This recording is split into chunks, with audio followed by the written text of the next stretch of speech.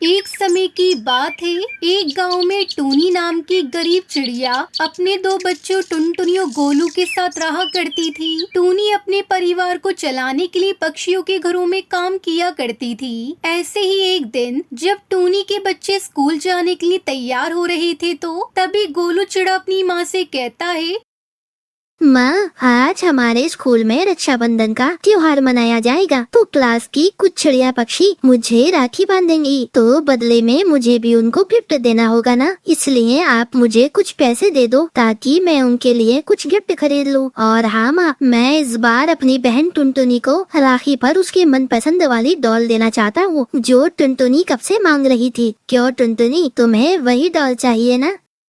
हाँ भैया, आपने बिल्कुल सही कहा, मुझे वही डॉल चाहिए। और माँ, आप मुझे भी थोड़े से पैसे दे दो जिससे मैं राखी खरीद कर अपनी क्लास की पक्षियों को बांध सकूं। और कल राखी है तो मुझे भैया के लिए भी तो राखी खरीदनी होगी ना। अपने बच्चों की बातें सुनकर टूनी कहती है, मुझे माफ कर देना मेरे बच्चों, लेकिन मेरे पास इतने पैसे नहीं है कि मैं तुम लोगों को दे सकूं। और इसलिए बेटा, तुम इस बार लाल धागे से ही अपने भाई को राखी बांध देना, क्योंकि तुम्हारी माँ के पास तुम्हें राखी दिलवाने के पैसे नहीं है। आपको पता है, क्लास में हर कोई अपनी बहन को गिफ्ट देता है, इसलिए मैं कभी भी कुछ नहीं दे पाता और इस वजह से सब लोग मेरा कितना मजाक उड़ाते हैं। कोई बात नहीं भैया, अगर माँ के पास पैसे नहीं है तो क्या हुआ, मैं इस बार भी आपको लाल धागे से ही राखी बांध दूंगी। टुनटुनी की बातें सुनकर टूनी बहुत उदास हो जाती है और उसके दोनों बच्चे भी उदास होकर स्कूल चले जाते हैं। हे भगवान, अब मैं क्या करूं? मेरे बच्चों ने आज तक मुझसे कुछ भी नहीं मांगा और आज पहली बार कुछ मांगा भी तो एक दूसरे को राखी पर गिफ्ट देने के लिए, और मैं इनकी छोटी सी ख्वाहिश को भी पूरा नहीं कर सकती। मैं कैसी माँ हूँ। वहीं टुनटुनी और गोलू के स्कूल में सभी बच्चे खुशी खुशी रक्षाबंधन सेलिब्रेट करते हैं और वो दोनों उदास मुंह लिए सभी बच्चों को राखी मनाते हुए देखते हैं। थोड़ी देर में उनके स्कूल की छुट्टी हो जाती है। तभी भैया, मैं सोच रही थी जब शाम को माँ घर वापस आएगी तो हम दोनों उनसे माफी मांग लेंगे, क्योंकि सुबह वो हमारी बातों से काफी दुखी हो गई थी। मैं माफी नहीं मानूंगा। माँ हर बार हमारे साथ ऐसा ही करती है। हम कभी भी कोई त्योहार ढंग से नहीं मना पाते हैं क्योंकि हमारे पास पैसे ही नहीं होते। इसलिए मैं जंगल में परी को ढूंढने के लिए जा रहा हूँ, क्योंकि मैंने पक्षियों के मुँह से सुना है कि हमारे जंगल में एक परी रहती है। इसलिए आज जब मुझे परी मिलेगी तो मैं उनसे बहुत सारे पैसे मांगूंगा। ये कहकर गोलू गुस्से में वहाँ से चला जाता है। भैया, ऐसा मत करो, जंगल में परी नहीं बल्कि जंगली जानवर रहते हैं। आप कभी भी मेरी बात सुनते क्यों नहीं हो? अब मैं इतने घने जंगल में उनको कैसे ढूंढूंगी? और अगर किसी जंगली जानवर ने भैया को कोई नुकसान पहुंचा दिया तो मैं क्या करूंगी? माँ को क्या जवाब दूंगी? मुझे तो कुछ भी समझ में नहीं आ रहा। मुझे कैसे भी करके भैया को ढूंढना ही होगा। इतना कहकर टुनटुनी जंगल में गोलू चिड़ा को इधर उधर ढूंढने लगती है, लेकिन उसे गोलू कहीं नजर नहीं आता। तभी कुछ देर बाद उसे किसी की दर्द से कराहने की आवाज सुनाई देती है।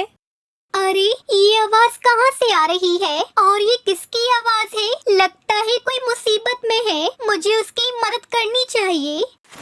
उस आवाज का पीछा करते हुए टुनटुनी एक पेड़ के नीचे पहुंचती है, जहां पर एक बूढ़ा पक्षी का पंख एक पत्थर के नीचे फंसा हुआ था। टुनटुनी उस बड़े पत्थर को वहां से हटाती है। तुम्हारा बहुत बहुत शुक्रिया बेटी। अगर आज तुम नहीं होती तो पता नहीं मेरा क्या होता। आज तुम्हारी वजह से मेरा ये पर सही सलामत है। पर बाबा, बड़ा पत्थर आपके परों पर कैसे आया? और आप इस घने जंगल में क्या कर रहे हो? क्योंकि यहाँ तो दूर दूर तक कोई घर नहीं है। टुनटुनी के इतना कहते ही वो बूढ़ा पक्षी एक बहुत ही सुंदर परी में बदल जाती है। मैं इस जंगल की परी हूँ और सदियों से इस जंगल में रहती आ रही हूँ, और अक्सर लोग मुझे इस जंगल में ढूंढते हुए यहाँ आते हैं और उन लोगों को लगता है कि वो लोग मुझे ढूंढ लेंगे और मुझसे जो भी कुछ मांगेंगे वो उन्हें मिल जाएगा। लेकिन मैं यहाँ आने वाले हर एक पक्षी की परीक्षा लेती हूँ। जो मेरी परीक्षा में पास होता है मैं उसकी इच्छाओं को पूरा करती हूँ। लेकिन आज तक तुम्हारे अलावा कोई ऐसा पक्षी मेरे पास नहीं आया जो मेरी इस परीक्षा में पास हो सके। लेकिन तुम एक बहुत ही अच्छी और दयालु पक्षी हो और तुम मेरी परीक्षा में पास हो चुकी हो, इसलिए तुम मुझसे जो भी कुछ मांगना चाहती हो मांग सकती हो। नहीं नहीं परी जी, मैं तो बस यहाँ अपने भैया को ढूंढने आई थी जो कि आपकी तलाश में इस जंगल में आए थे। और आपको पता है कल रक्षाबंधन है और मैं अपने भाई को खोना नहीं चाहती, इसलिए आप बस मुझे मेरे भाई का पता दे दीजिए, मुझे और कुछ नहीं चाहिए। टुनटुनी की ये बातें सुनकर परी बहुत खुश हो जाती है और वो टुनटुनी को एक जादुई राखी देती है। यह कोई मामूली राखी नहीं बल्कि एक जादुई राखी है और तुम इससे अपनी कोई भी इच्छा पूरी करवा सकती हो। यह राखी तुम्हारी सारी इच्छाओं को पूरा करेगी, फिर तुम्हें किसी भी तरह की कोई तकलीफ नहीं होगी। इतना बोलकर परी वहाँ से गायब हो जाती है, जिसके बाद टुनटुनी राखी से कहती है, हे जादुई राखी, मैं चाहती हूँ कि तुम मेरे और मेरे भाई को सही सलामत हमारे घर पहुँचा दो। टुनटुनी के इतना कहते ही वो जादुई राखी टुनटुनी और गोलू को सही सलामत घर पहुंचा देती है। और जब वो दोनों सही सलामत घर पहुंच जाते हैं तो गोलू बहुत ज्यादा हैरान हो जाता है। अरे मैं तो जंगल में था, मैं यहाँ घर कैसे आ गया? टुनटुनी उसे सारी बात बता देती है, जिसे सुनकर गोलू बहुत खुश हो जाता है। और जब शाम को उसकी माँ टूनी घर वापस आई तो टुनटुनी ये बात अपनी माँ को बताती है, लेकिन टूनी को अपने बच्चों की बात पर विश्वास नहीं होता। अगली सुबह राखी का त्योहार होता है। उनके घर में ना ही मिठाई होती है और ना ही उनके पास नए कपड़े होते हैं। माँ, हमारे पास अब ये जादुई राखी है ना, हम इसकी मदद से अपनी राखी का त्योहार बड़े ही धूमधाम से मनाएंगे। इतना कहकर टुनटुनी जादुई राखी से सबके लिए नए कपड़े बहुत सारी मिठाई मांगती है, जिसके बाद वो अपने भाई के पंख पर एक बहुत ही खूबसूरत सी राखी बांधती है। उस जादुई राखी की मदद से एक गरीब परिवार ने खुशी खुशी अपना राखी का त्योहार मनाया।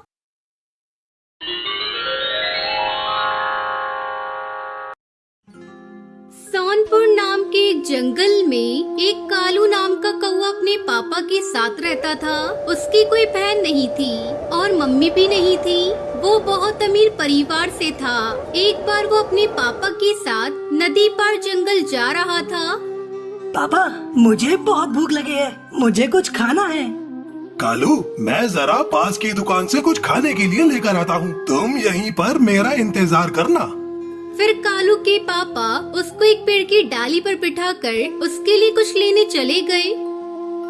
यहाँ तो मैं बोर हो रहा हूँ, क्या करूँ, पता नहीं पापा कब आएंगे। तब तक आप लोग हमारे इस वीडियो को लाइक और अगर आपने हमारे चैनल को सब्सक्राइब नहीं किया है तो जल्दी से सब्सक्राइब कर लें और कमेंट सेक्शन में जरूर बताएं कि आपको हमारी ये कहानी कैसी लगी।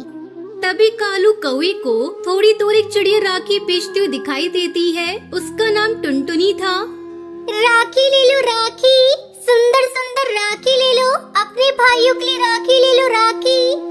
राखी? अरे वाह, ये तो बहुत सुंदर राखी है। ले लो ना भैया एक राखी, ये ले लो ना भैया, बहुत सुंदर है। नहीं नहीं, मैं राखी नहीं ले सकता। पर क्यों? ये तो बहुत सुंदर राखी है, आपकी कलाई पर बहुत सुंदर लगेगी। हाँ, राखियाँ तो बहुत सुंदर है, पर जिससे राखी बंधवाऊंगा वो बहन तो मेरे पास नहीं है। मेरा भी कोई भाई नहीं है, ऐसा करो तुम मुझसे राखी बंधवा लेना। कालू कौवा खुश हो जाता है और तभी दूर से उसको उसके पापा आते हुए दिखाई देते हैं। 4 दिन बाद राखी है, मैं यहीं पर तुमसे राखी बंधवाने आऊँगा, तो तुम मेरा इंतजार करना। अभी मेरे पापा आ रहे हैं, वो तुमसे बात करते हुए देखेंगे तो बहुत नाराज होंगे। अच्छा, मैं चलता हूँ। 4 दिन बाद जब राखी का दिन आता है तब कालू कौवा टुनटुनी चिड़िया के पास पहुँचता है और टुनटुनी चिड़िया कालू कौवे को राखी बांधती है। बहन, राखी तो तूने मुझे बांधी है, पर मेरे पास कुछ नहीं तुझे देने के लिए। मैं जब बड़ा हो जाऊंगा तो तुझे बहुत अच्छा इनाम दूंगा। भाई, मैंने राखी तुमसे कुछ लेने के लिए नहीं बांधी, ये रिश्ते के लिए बांधी है। आज से तुम मेरे भाई हो और मैं तुम्हारी बहन। अच्छा ठीक है, अब मैं तुम्हें अपने जूते तो दे ही सकता हूँ। देखो, तुम्हारे पैरों में जूते भी नहीं हैं। टुनटुनी के लाख मना करने पर भी कालू को उसे जूते दे देता है। टुनटुनी चिड़िया उन्हें लेकर बहुत खुश होती है। इसी तरह दोनों अक्सर मिला करते थे और बहुत सारी बातें किया करते थे। कालू को वो पढ़ाई करने के लिए शहर के जंगल चला जाता है। टुनटुनी बहन, अब मैं तुमसे नहीं मिल पाऊंगा क्योंकि मैं पढ़ाई के लिए शहर के जंगल जा रहा हूँ। जब मैं वापस आ जाऊंगा तो तुम मुझे सारी राखी एक साथ बांध देना। ठीक है भैया, मैं आपका इंतजार करूंगी। कुछ साल ऐसे ही बीत जाते हैं। अब दोनों बड़े हो जाते हैं और कालू की भी पढ़ाई पूरी हो जाती है और वो वापस अपने घर आता है। अरे टुनटुनी बहन, तुझे पता है तेरा भाई वापस आ गया है और राखी भी आने वाली है। अब तुझे इंतजार नहीं करना पड़ेगा। तू इस बार अपने भाई को राखी बांध देना। फिर राखी का त्योहार आता है। टुनटुनी चिड़िया कालू के घर पहुंच जाती है। उसका बहुत बड़ा घोंसला देखकर वो हैरान रह जाती है और अंदर जाने लगती है। अरे अरे अरे, कहाँ जा रही हो चिड़िया? मुझे कालू भाई से मिलना है। अरे कालू सेठ से कोई नहीं मिल सकता। और वैसे भी तुम हो कौन? मैं कालू भाई की बहन हूँ। अरे कालू सेठ की कोई बहन नहीं है। जाओ जाओ, किसी और को बेवकूफ बनाना। टुनटुनी चिड़िया वहाँ से नहीं जाती। तभी तेज बारिश होती है और टुनटुनी चिड़िया बारिश में वहीं खड़ी रहती है। टुनटुनी चिड़िया कालू कौवे को आवाज देती है और आवाज सुनकर कालू उसके पास आ जाता है। अरे कालू भैया, तुम इतने सालों से कहाँ थे? मैं हर राखी पर तुम्हारा इंतजार कर रही थी। कौन हो तुम? भूल गए कालू भाई, आज से कुछ साल पहले मैंने तुम्हें राखी बांधी और तुमने मुझे अपनी बहन बनाया था। क्या बक रही हो तुम? मैं तुम जैसे छोटे पक्षियों को अपना रिश्तेदार बनाऊंगा? ये झूठ है। नहीं भैया, ये सच है। तुम मुझे अपनी बहन कहते थे और मैं राखी बेचती थी। तुमने कुछ साल पहले मुझसे ही राखी खरीद कर और मुझसे ही राखी बनवाई थी। मुझे ऐसा कुछ याद नहीं, और अगर ऐसा हुआ भी है तो वो मेरे बचपन की बात थी। अब सब भूल जाओ। मेरी कोई बहन नहीं है। अब यहाँ से निकलो। पता नहीं कहाँ से आ जाते हैं गरीब पक्षी। टुनटुनी चिड़िया मुंह लटकाकर वहाँ से चली जाती है। कई दिन बीत जाते हैं। एक दिन जंगल में कई सारे चील आ जाते हैं और कालू कौवे की आंखों पर हमला कर देते हैं। कालू कौवा घायल होकर नीचे गिर जाता है। तभी थोड़ी देर बाद टुनटुनी चिड़िया वहाँ से गुजरती है और उसे ऐसी हालत में देखकर टुनटुनी चिड़िया उसे हॉस्पिटल ले जाती है और डॉक्टर बुलबुल टुनटुनी चिड़िया से कहती है, टुनटुनी चिड़िया, हमले की वजह से तुम्हारे भाई की आंखें चली गई हैं और उसके पास समय बहुत कम है। हमें जल्द ही किसी पक्षी की आंखों का इंतजाम करना पड़ेगा। ये क्या कह रही हो डॉक्टर? ऐसा करिए, आप मेरी आंखें कालू भाई को लगा दीजिए। पर टुनटुनी, तुम बिन आंखों के देख नहीं पाओगी। मुझे इसका कोई मलाल नहीं। डॉक्टर, आप मेरी आंखें कालू भाई को दे दीजिए। वैसे भी मेरे आगे पीछे मेरा कोई नहीं है। अब मैं उनकी नजरों से दुनिया देखूंगी। टुनटुनी चिड़िया पत्र लिखती है और डॉक्टर को दे देती है और कहती है, डॉक्टर बुलबुल, जब मेरे भाई कालू की आंखें लग जाए तब आप उसे पत्र दे देना, पर किसी को भी मेरे बारे में नहीं बताना। ठीक है टुनटुनी, जैसा तुमको सही लगे। कालू कौवे की वापस आंखें आने के बाद डॉक्टर बुलबुल कालू को टुनटुनी चिड़िया का पत्र देती है और उसमें लिखा होता है, कालू भाई, तुमने शायद भाई बहन के रिश्ते को मजाक समझा, पर मैंने तुम्हें अपना भाई समझा और मैं आपको अपनी आंखें दे रही हूँ। इन आंखों में कभी भी आंसू मत आने देना और कभी किसी का दिल मत तोड़ना। तुम्हारी बहन टुनटुनी। ये सुनकर कालू कौवे और उसके पापा की आंखों में आंसू आ जाते हैं और वो अपने किए पर बहुत पछताते हैं।